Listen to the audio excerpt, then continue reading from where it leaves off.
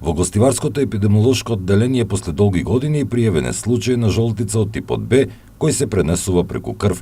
Жолтицата од типот А за сега не е регистрирана.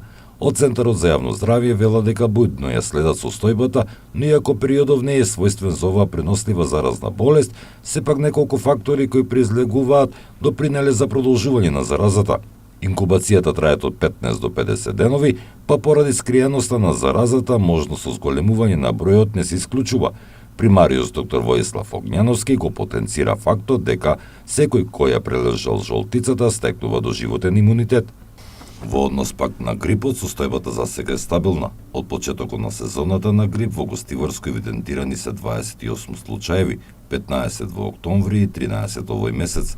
Од Центарот за јавно здравје известуваат дека повеќе вакцини против ова сезонско заболување нема. Оваа година се вакцинираа 1100 гостиварци.